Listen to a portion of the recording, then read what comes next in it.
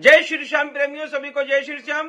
अगर मेरा चैनल आप लोगों ने सब्सक्राइब नहीं किया तो भक्ति करो रेणु के साथ चैनल को सब्सक्राइब जरूर कर लेना। और मैं ये कहानी जो लेकर आया हूं ये बिल्कुल सत्य घटना है। राजस्थान के एक वकील साहब हैं कोर्ट के, उनकी ये सत्य घटना बिल्कुल आप सुनेंगे तो आपके रोंगटे खड़े हो जाएंगे। और बाबा श्याम के मंदिर में इसी प्रकार की रोज नई चमत्कार होते रहते हैं किसी न किसी के साथ में। पूरे भारत क्या पूरे विश्व से लोग आते हैं इसी चमत्कार को देखने के लिए, क्योंकि बाबा श्याम के बिना चमत्कार के कोई वहां पे जा नहीं सकता। जब तक बाबा श्याम की इच्छा नहीं है, आपकी अर्जी सुनी नहीं जा रही है, तब तक आप वहां पे पहुंचना तो पहुंचना, वहां के जाने के बारे में आप सोच भी नहीं पाएंगे। बाबा श्याम जब बुलाएंगे तो आप भागते भागते दौड़े दौड़े जाओगे। मेरे श्याम प्रेमियों, मैं ये कहानी, ये जो सत्य चमत्कारी घटना वकील साहब की लेके आया हूं, जो राजस्थान के रहने वाले हैं। उनके दो बेटे हैं, पैसे से वकील हैं, लेकिन फिर भी उनके घर में उनकी वाइफ जो है बहुत बीमार रहती है, बहुत ज्यादा। वकील साहब ड्यूटी जाते हैं, सुबह शाम अपनी वाइफ की बहुत सेवा करते हैं। और जब वाइफ उनकी बहुत ज्यादा, जो उनकी पत्नी है, बहुत ज्यादा बीमार हो जाती है, तो कहीं ना कहीं बच्चों को ऐसा लगता मुझे बहुत सेवा करनी पड़ेगी। और माँ की तो बहुत ज्यादा लंबे टाइम तक तबीयत खराब है, बच्चों की टाइम शादी भी हो जाती है और बच्चे उसी टाइम माँ बाप को छोड़कर शहर चले जाते हैं। अचानक इनके समझो इतनी ज्यादा समस्या बन जाती है कि पैर तले मिट्टी खसक जाती है। अब तो ये सुबह अपनी पत्नी की सेवा करके जाते हैं, उनको उठाना बैठालना खिलाना पिलाना, और रात को जब वापस आते हैं तो उनकी वापस भी खूब सेवा करते हैं। वो तखत पे बेचारी बैठी रहती हैं, लेटी रहती हैं, वो उठ नहीं सकती हैं क्योंकि उनका शुगर लेवल इतना बढ़ा हुआ है। हड्डियां इतनी कमजोर हो गई, हड्डियों में कैल्शियम की मात्रा बिल्कुल कम हो जाती है और वो चलना फिरना उनका बिल्कुल बंद हो जाता है। कमर में इतना दर्द, पैरों में इतना दर्द, पैर दर्द के चक्कर से वो बहुत परेशान हो जाती हैं। इस बीमारी को झेलते झेलते उनको लगभग 8 से 10 साल हो जाते हैं और बीमारी का कोई अंत नहीं। जब भी डॉक्टरों के पास जाते हैं तो डॉक्टर नया चेकअप लिख देते हैं, नई नई बातें बता देते हैं और नई नई दवाइयां देकर उनको राहत दिला देते हैं, लेकिन कोई राहत मिलने वाली नहीं है। अब इनको ऐसा लगता है कि किसी ने बोला है कि आप अगर खाटू श्याम बाबा के दरबार में जाएं तो आपके ऊपर बाबा श्याम की कृपा होगी और बाबा श्याम आपकी सारी बीमारी पीड़ा को दूर कर सकते हैं। बाकी दुनिया के अंदर कोई भी दरबार ऐसा नहीं है जो कि आपकी समस्या को सुन ले। आपकी समस्या बहुत जटिल बन चुकी है, कैसे दोनों प्राणी आप पार लग पाओगे। बच्चे भी साथ नहीं देते हैं, बच्चे भी साथ छोड़ गए। इसी प्रकार चलते चलते ये कहते हैं कि मैंने तो बहुत दरबारों में बहुत जगह मत्था टेक चुके हैं, हर दरबार में जा चुके हैं, हमें कहीं आराम नहीं मिलती, दवाइयों से थोड़ी सी आराम मिलती, मैं दवाई के सहारे से ही चल रही हूं। अब मरता क्या नहीं करता, जो जैसा बताता वैसे ही करने को तैयार हो जाते हैं। पिछले दिन से कोई कहता है कि आप पैसे से वकील हैं, झूठे मूठे केस मत लिया करो, जो केस सच्चा हो वही लो। कोर्ट अदालत में झूठे ही केस ज्यादा आते हैं, कोई एक पक्ष तो झूठा होता है एक पक्ष सच्चा होता है, कोर्ट अदालत में यही होता है। अब अदालत में इनके पास एक केस आता है दहेज प्रथा का।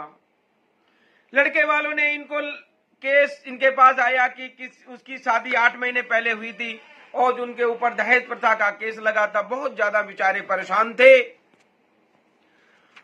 वकील साहब कहते हैं कि तुम्हारा केस झूठा है, मैं झूठा केस नहीं लूंगा, मैं कैसे लड़ पाऊंगा, मैं तो पहले ही मेरी इतनी स्थिति खराब है, बच्चे साथ छोड़ के चले गए हैं, धर्मपत्नी जी इतनी बीमार हैं, अब पैसे का हम क्या करेंगे, बैंक बैलेंस मेरे पास बहुत है, मैं केस नहीं लड़ पाऊंगा। लेकिन इनके अंदर कुछ ऐसी उच्च कोटि के वकील थे, इनके अंदर कुछ ऐसी काबिलियत थी जो वो कहने लगे नहीं वकील साहब आप ही मेरा केस लड़ सकते हो। और इन्होंने अपनी सच्चाई की जो बातें थी वो बताई सारी, कि दहेज लड़की वालों ने दहेज प्रथा का केस लगाया है, मारतोड़ उत्पीड़न का केस लगाया है, और वो लड़की पैसा भी चाहती है और छोड़ना भी चाहती है, दोनों ही बातें करना चाहती है, खाना खर्चा भी बंधवाना चाह रही है और पैसा भी लेना चाह रही है। मात्र 8 महीने शादी के हुए थे, इन्होंने केस ले लिया।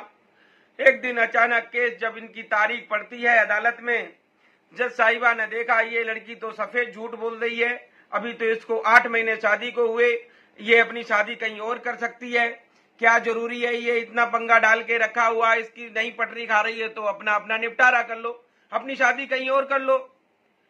लेकिन ये क्या जीवन भरे का खर्चा कौन दे पाएगा, इतना कौन साहूकार है। कुछ ऐसी झूठी झूठी बातें उसकी गोलमोल सी लड़की ने जो बताई, लड़की के घर वालों ने, जज साहिबा ने पकड़ ली वो बातें और केस पूरा इनके फेवर में आ गया। लड़के वाले केस जीत जाते हैं, लड़की वाले जो होते हैं वो केस हार जाते हैं। तो वो लड़के वाले उनके साथ घर पे आते हैं। देखा क्या, वकील साहब की जो धर्म पत्नी होती हैं वो तखत पे लेटी, उठ पाती नहीं, बेचारी बहुत परेशान है, मासूम चेहरा भड़क रहा है। वकील साहब आते हैं, उनको हाथ पकड़ के उठाया, लेटरिन बाथरूम कराया, फिर वापस लिटाया। और जिनका केस हुआ था वो लड़के भी साथ में आए, उन्होंने, लड़के वालों ने सारा उनको मिठाई बिठाई खिलाई, जो उनका पेमेंट बैलेंस था वो दिया और उनको धन्यवाद बोला। तभी वो कहने लगे कि वकील साहब, दुनिया में एक ऐसा दरबार है खाटू श्याम, उस दरबार में आप जाओगे आपकी बीमारी का भी न्याय मिलेगा, क्योंकि मैं उसी दरबार में जाता हूं। उसी दरबार में जाने के बाद में मैं ये लड़की वालों से जीत पाया, नहीं तो आज की डेट में कोई ऐसा है जो लड़की के केस में जीत जाए? दहेज प्रथा के कोई भी नहीं जीतता है, सारे हार जाते हैं, क्योंकि हमारे देश के अंदर जो कानून है वो कानून लड़की के पक्ष में ही हमेशा जाता है, लड़के के पक्ष को दबाया जाता है। लेकिन फिर भी बाबा श्याम ने सच्चाई की, दूध का दूध पानी का पानी किया। बाबा श्याम ने सच्चाई का साथ दिया, वो जीत जाते हैं और वो बताते हैं कि आप भी जाएंगे तो आप भी अपनी बीमारी से जीत जाएंगे, कहीं ना कहीं राहत भी मिलेगी और आंटी जी चलने लग जाएंगी। इसी प्रकार वो लड़का अगले दिन तैयार हो जाता है गाड़ी सजा के।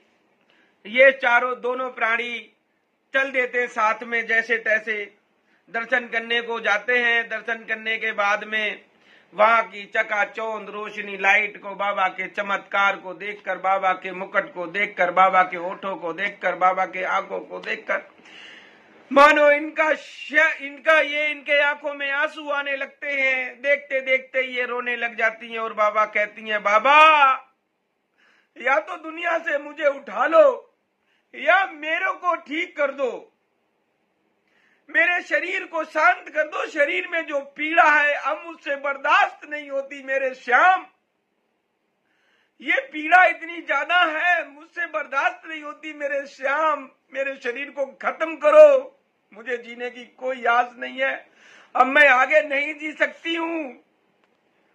इतना कहकर ये इनको गार्ड ने बाहर निकाल दिया। धीरे धीरे ये बाहर चलती चली जाती है। वकील साहब और वकीलिन जब बाहर आ जाती हैं, दोनों पति पत्नी, तो पत्नी जी अपने पति से कहती हैं कि थोड़ा मेरा हाथ तो छोड़ो, मुझे चलने दो, मेरे को मन कर रहा है चलने का, मुझे ऐसा लगता कि मैं चलूं, मेरे राहत है दर्द में। तो देखा क्या, वकील साहब ने थोड़ा हाथ डरते डरते छोड़ा, वो देखा वो थोड़ा थोड़ा चलने भी लगी, डगमगा डगमगा के, कहती मुझे दर्द में भी आराम है। क्या एकदम अचानक चमत्कार हो गया और ये अपने रूम में आ जाते हैं। आने के बाद में इनको बहुत सारा आराम मिल जाता है दर्द में, कम से कम 30 से 40% दर्द में आराम था। उसके बाद वकील साहब की पत्नी कहती हैं कि वकील साहब एक बार और चलें बाबा श्याम के दरबार में, बाबा से आज्ञा तो ले लें घर जाने की, जो बाबा श्याम की कृपा मेरे पे बनी रहेगी, उनकी कृपा अगर मेरे साथ चली जाएगी तो क्या पता मेरा जीवन सफल हो जाए, मुझे जिंदगी जीने के लिए कुछ प्रेरणा मिल जाए, कुछ सांसें मिल जाए, कुछ घुट घुट के जो हम जी रहे हैं कुछ मुझे जीने का राहत मिल जाएगा। इसी तरह वो चले जाते हैं मंदिर में, दोबारा दर्शन करते हैं और बाबा को थैंक यू, धन्यवाद बोलते हैं और कहते हैं बाबा मेरे साथ चलना, मेरे घर पे, तुम्हारे बिना मेरा कोई भी नहीं है, जो मैंने अपने शरीर से, अपने जिस्म से औलाद पैदा की थी वो भी साथ छोड़ गई, बाबा आपके बिना दुनिया में मेरा कोई नहीं है। इसी प्रकार से वो बाबा को धन्यवाद करके घर चले जाते हैं। बाबा की वहां से फोटो मूर्ति लाते हैं, वो घर में स्थापना करते हैं, बाबा की नाम जप करते हैं, दूध दही का भोग लगाते हैं, बाबा को स्नान कराते हैं, बाबा का नाम जाप करते हुए अपने जीवन को अंत कर देते हैं। और धीरे धीरे जब जब उनकी तारीख नहीं होती, 11 को महीने में 2 बार 11 पड़ती है, वो तो लगातार जाते हैं 11 को दर्शन करने के लिए, और धीरे धीरे उनको बहुत राहत मिल जाती है। तो बाबा श्याम के दरबार में अगर कोई भी जाति या जाता है, मनुष्य प्राणी कोई भी जाता है, तो उसको जरूर आराम मिलता है। ऐसा नहीं बाबा श्याम के दरबार में सुनवाई नहीं।